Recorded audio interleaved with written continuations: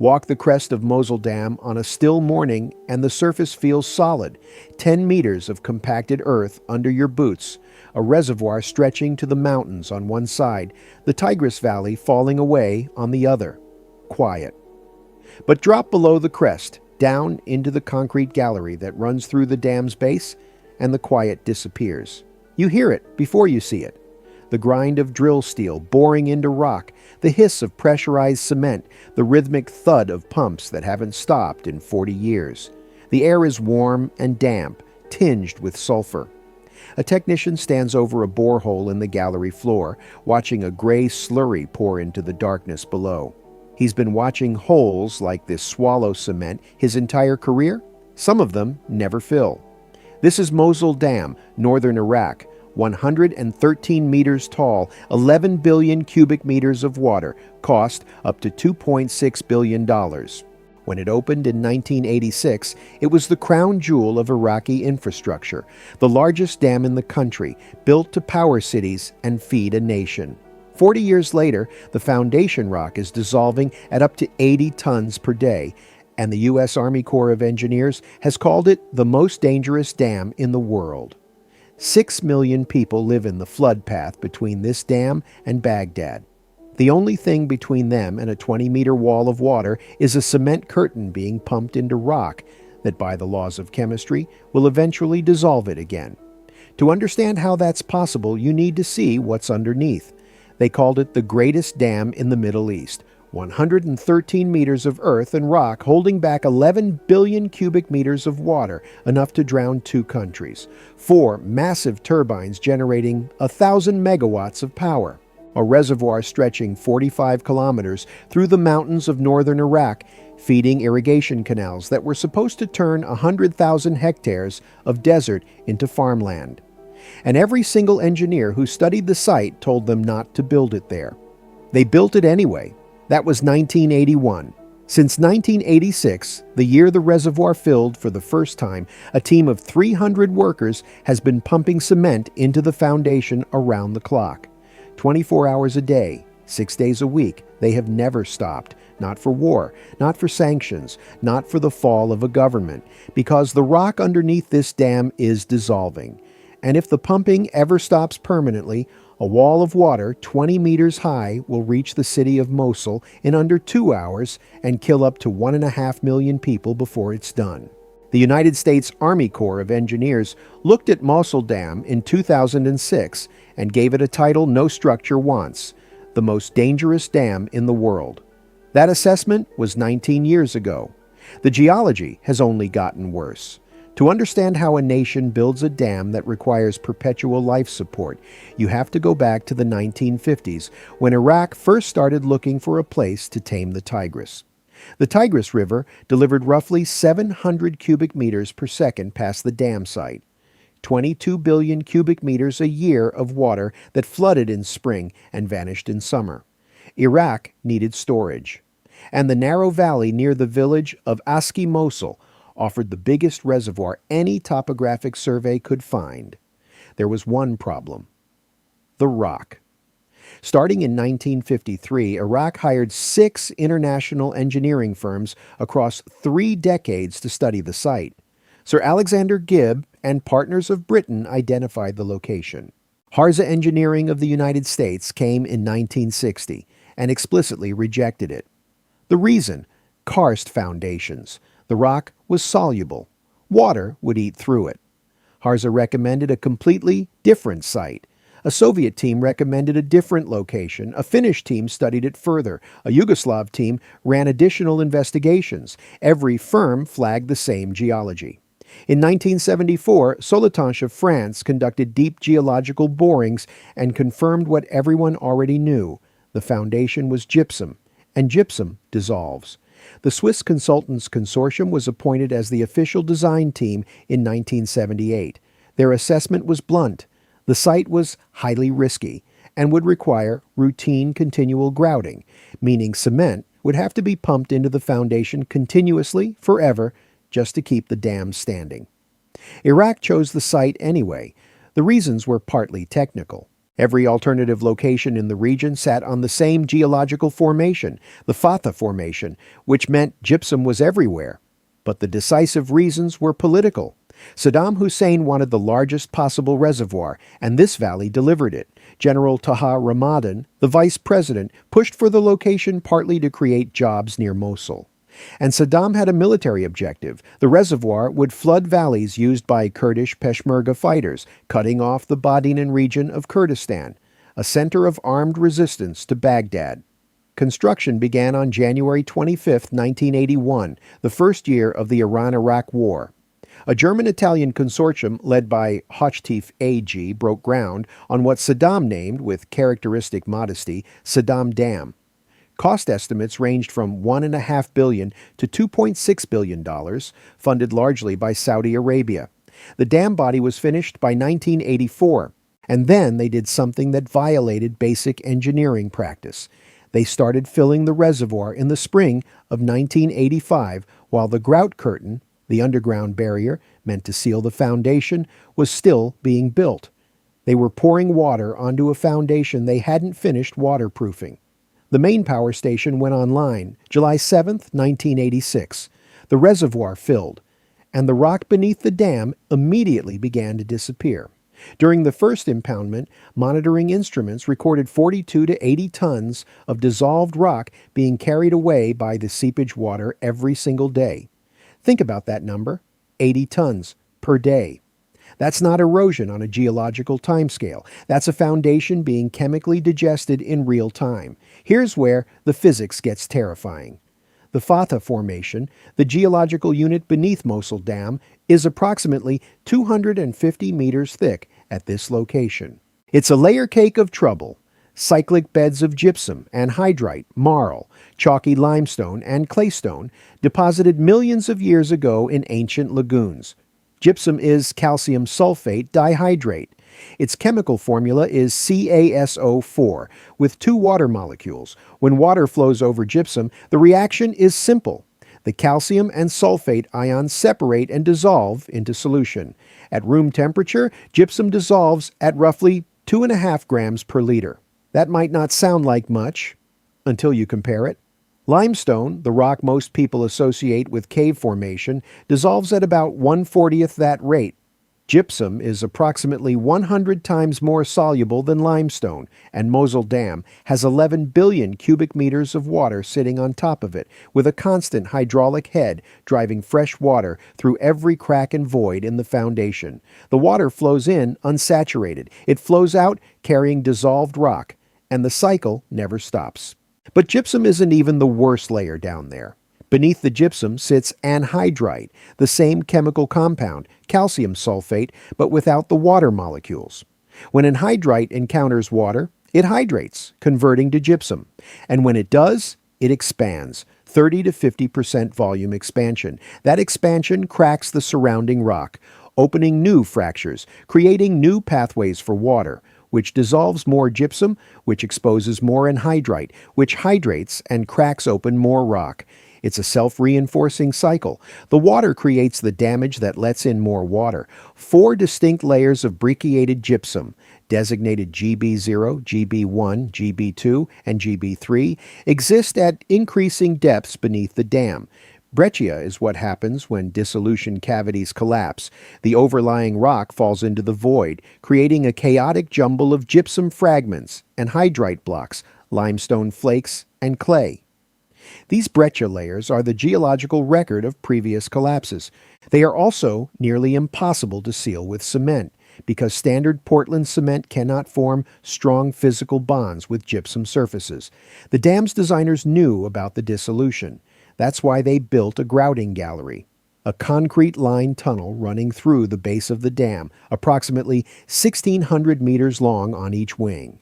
The gallery was constructed directly into the foundation before the embankment was placed on top. It was a deliberate design admission. This dam would need cement pumped into its foundation for its entire operational life.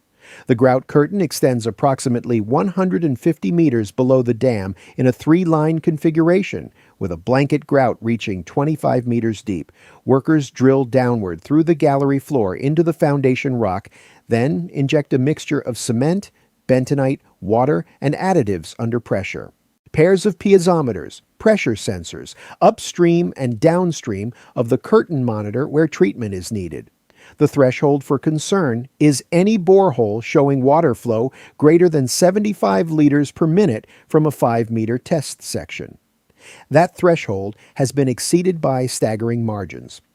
In 1998, a single newly drilled borehole consumed 3,000 tons of cement.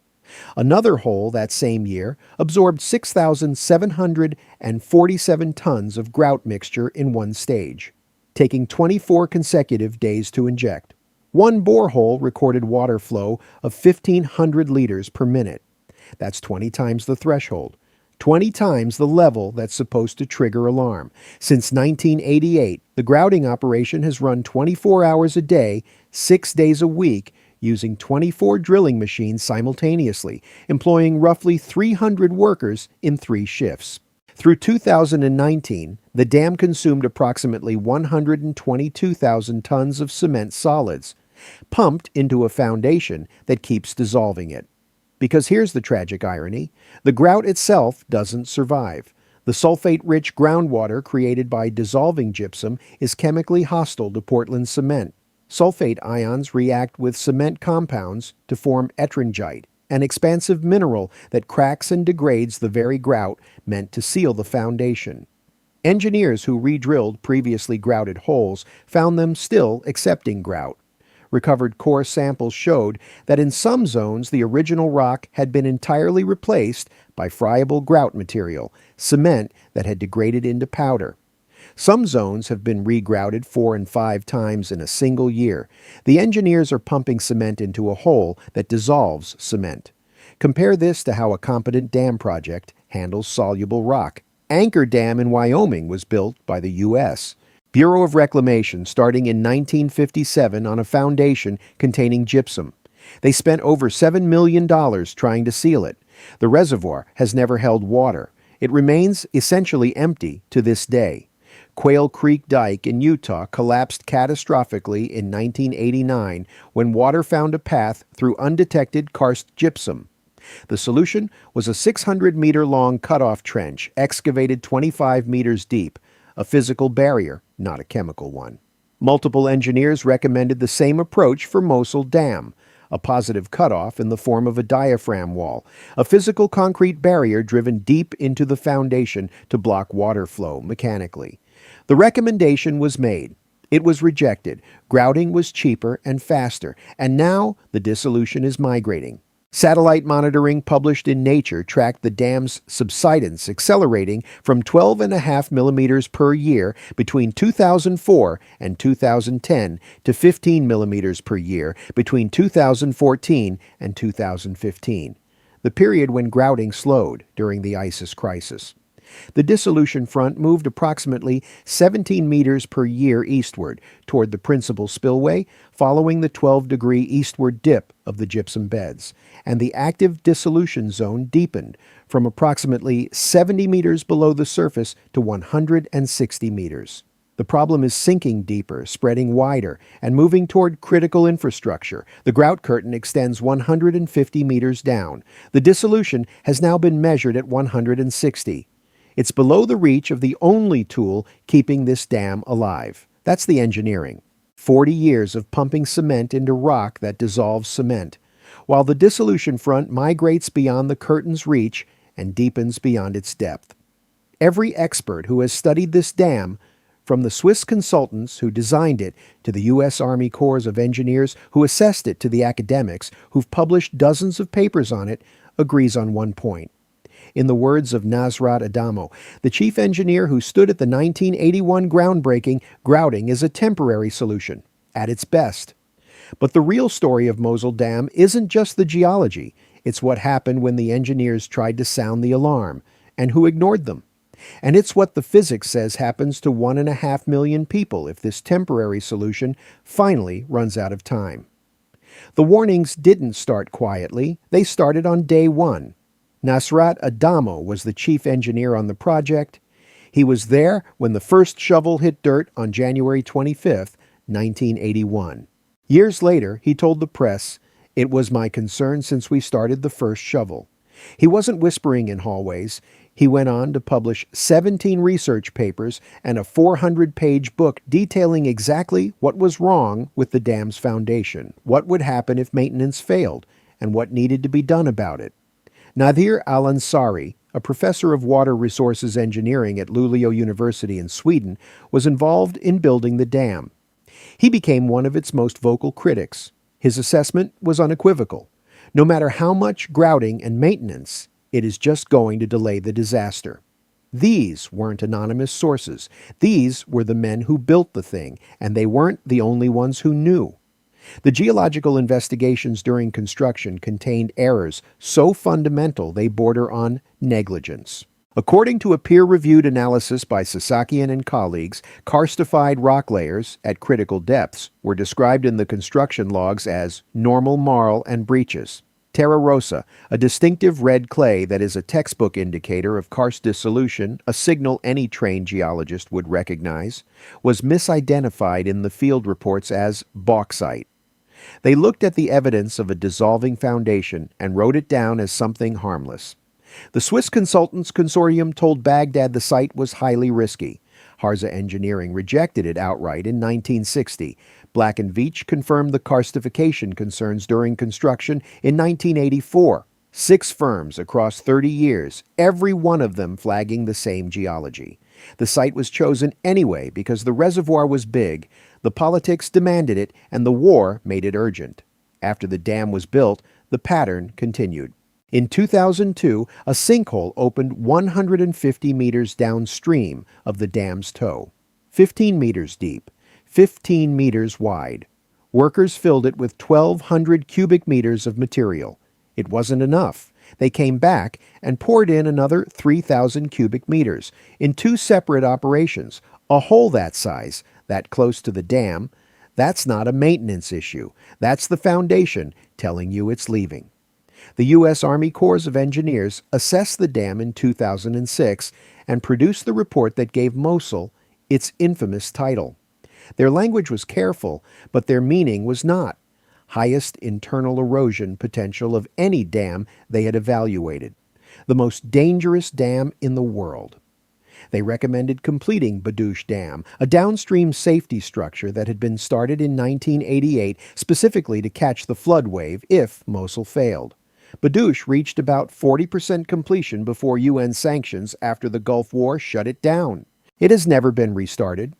It sits half-built on the same dissolving gypsum formation, 16 kilometers from Mosul City, a monument to the solution that was abandoned. And then, in August 2014, the grouting stopped. ISIS fighters seized Mosul Dam on August 7th after Kurdish Peshmerga forces withdrew. Iraqi state television reported the Peshmerga left without a fight, loading vehicles with personal belongings. More than 1,500 dam staff and their families fled. ISIS occupied the complex for 10 days. They looted grouting equipment, damaged drilling machinery, and chased away every technician on site. For the first time since 1988, the cement pumps went silent.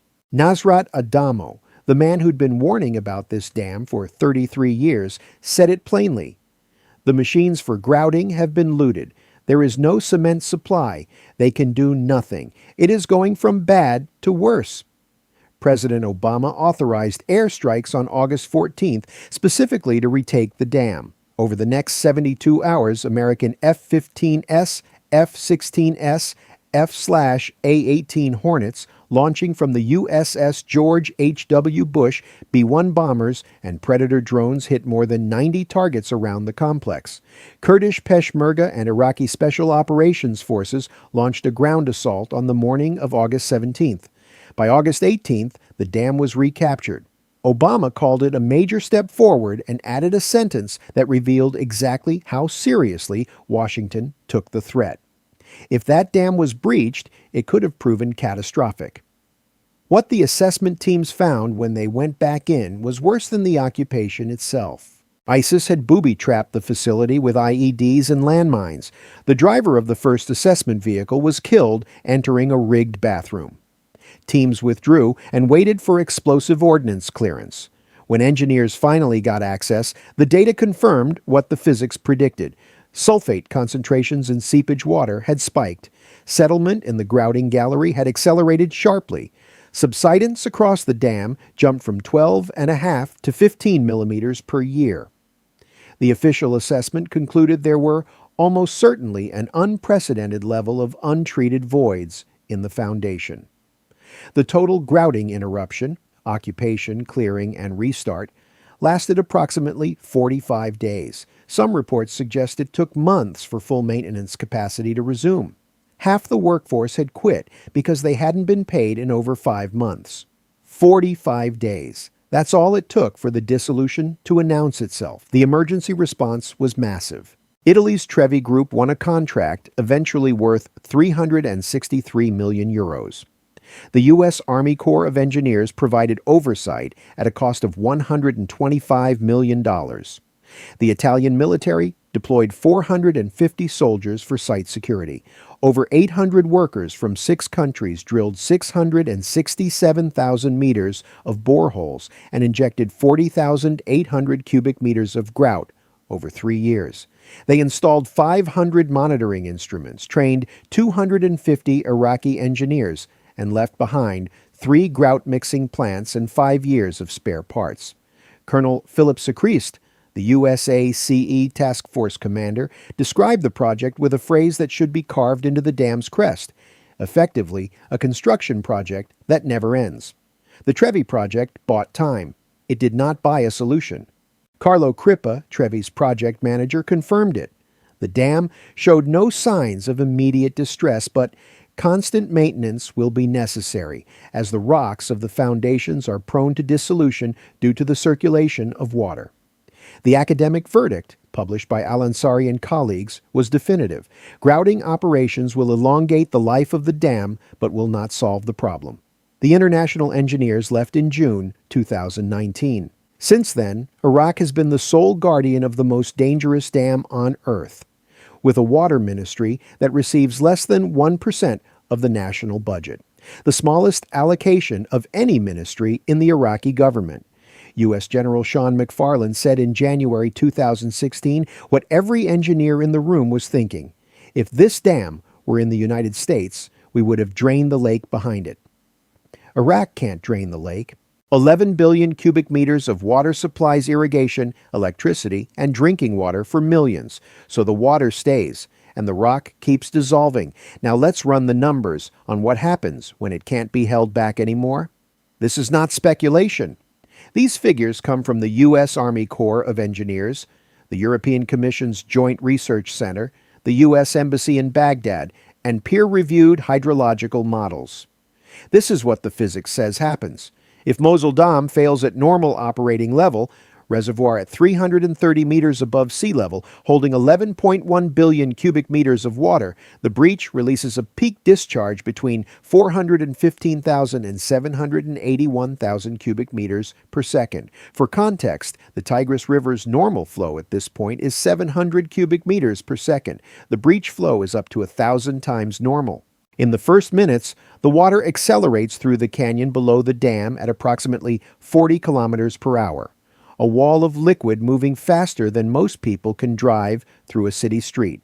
Within 1 hour and 40 minutes, some models say as quickly as that, others say up to 4 hours, the flood wave reaches Mosul. Population, 1.9 million people. The wave height at Mosul averages 12 meters. In the worst-case models, it reaches 20 to 25 meters. For scale, a typical 3-story building is about 10 meters tall. The water overtops it. 1.9 million people. Less than 2 hours of warning in the fastest scenarios. Mosul has 5 bridges across the Tigris. Every one of them is in the flood path. The roads leading out of the city were not designed for a mass evacuation that has never been practiced at scale. The wave doesn't stop at Mosul. It rolls southeast across the Mesopotamian plain, decelerating but spreading. Within 24 hours, it reaches Tikrit, 260 kilometers downstream. Flood depth, several meters. Within 48 hours, Samarra. The wave passes Baiji, the site of Iraq's largest oil refinery. If the refinery is inundated, fuel supply to the entire country is disrupted. By 3.5 days, the flood reaches Baghdad, population of the metropolitan area 7 to 8 million people. The modeled water depth in Baghdad ranges from 2 to 8 meters, with the USACE estimate at 4.6 meters. Baghdad International Airport sits in the flood path. The U.S. Embassy compound in the Green Zone, built on the banks of the Tigris, is directly in the flow corridor. The total inundated area spans approximately 7,200 square kilometers. The European Commission study found that over 6 million people would be affected. 270,000 would face water depths exceeding 10 meters, near certain fatality regardless of shelter. 2 million would be exposed to depths greater than 2 meters. Now, chain the secondary effects. Every power plant in the flood corridor goes offline. The U.S. State Department's own assessment concluded that the electrical failure would cascade across the entire Iraqi grid. Not just the flooded region, but the whole country. Water treatment facilities along the Tigris are destroyed. 6 million people lose access to clean drinking water simultaneously. Floodwaters carry, in the State Department's language, bodies, buildings, cars, unexploded ordnances, hazardous chemicals, and waste. 2/3 of Iraq's high-yielding irrigated wheat farmland lies in the Tigris Basin. Disease follows contamination. Famine follows the loss of farmland. Economic collapse follows all of it. The U.S. Embassy's February 2016 fact sheet, the most alarming official American document on the subject, estimated that between 500,000 and 1.47 million people in the highest risk zones probably would not survive without evacuation. 1.47 million. To understand the scale, compare it to the worst dam disaster in recorded history. China's Banqiao Dam collapsed in 1975, releasing 492 million cubic meters of water. Between 85,000 and 230,000 people died. Mosul Dam holds 23 times more water than Banqiao. France's Malpasse Dam failed in 1959, killing 423 people. Mosul holds 225 times more. Italy's Vachon disaster in 1963 killed up to 2,500 people when a landslide displaced 50 million cubic meters, less than 0.5% of Mosul's reservoir volume. There is no historical precedent for what a Mosul Dam failure would look like. Nothing in the record comes close. And the flood path runs through a region that has already been shattered by war, occupation, and economic crisis. Mosul has come back. The city's population has rebounded to nearly pre-war levels. All 5 Tigris bridges have been restored. The historic souk has reopened. The Al-Nouri Mosque, the place where ISIS declared its caliphate in 2014, has been reconstructed. The 7th century Syriac Orthodox Church of Mar Thoma, which ISIS used as a prison, reopened in October 2025. These are people who survived 3 years of occupation, a battle that leveled their neighborhoods, and a decade of reconstruction plagued by corruption, militia checkpoints, and forged property documents. They rebuilt their city. They sent their children back to school. They reopened their shops. And 3 hours upstream, 11 billion cubic meters of water sit on a foundation that is chemically dissolving itself, guarded by a maintenance operation that depends on a government allocating less than 1% of its budget to water resources in a country that entered 2026 without approved budget tables, operating under emergency monthly spending rules. A professor who helped build the dam challenged Iraq's 2016 evacuation guidance, which told citizens to move 6 kilometers from the Tigris. His question was simple. What are all these people, millions of people, supposed to do when they get 6 kilometers away? There is no support for them there. There is no answer on record. Here is where Mosul Dam stands today. The international engineers left in 2019. The Emergency Preparedness Project that trained volunteers and established evacuation committees closed in late 2021 with no confirmed successor. Iraq is experiencing its driest year since 1933. National water reserves have fallen to 8% of capacity, an 80-year low. The reservoir has dropped to its lowest recorded level, exposing archaeological sites that have been underwater for decades. The drought creates a grim paradox. Lower water levels reduce the pressure on the dissolving foundation. That's the good news. The bad news is that Turkey's upstream dams, particularly the Elisu Dam, completed in 2020, have permanently reduced Iraq's water supply. Models project that Mosul Dam's mean annual inflow could fall to just 22% of historical averages once Turkey's projects are fully operational. A dam that can't fill is a dam that can't generate power or supply irrigation. A dam that can't justify its cost is a dam whose maintenance budget gets cut. And the maintenance is the only thing keeping 6 million people alive. 3 solutions have been proposed. Complete Badouche Dam as a downstream safety net, but it sits on the same gypsum and hasn't seen a construction crew in over 30 years. Build a 200-meter deep cutoff wall beneath the existing dam, estimated at over $3 billion, using technology that has never been tested at that depth. Or decommission Mosul Dam entirely and pay Turkey to store Iraq's water upstream, a proposal that has never gained political traction in a country where sovereignty over water is existential. None of these is underway. No international body maintains ongoing oversight of Mosul Dam's safety. Iraq's official position is that the dam is safe. The man who stood at the groundbreaking 44 years ago continues to publish papers saying it is at extreme and unprecedentedly high risk. The grouting machines, presumably, are still running, pumping cement into rock that will, by the laws of chemistry, eventually dissolve it again. The question is not whether the geology will win. It will. The question is whether the cement runs out before the solution arrives. Somewhere, in the gallery beneath the crest, a drill bores into the floor, and a worker watches the grout disappear into the dark. If you want to understand the engineering disasters that don't make the headlines, the ones still unfolding right now, subscribe.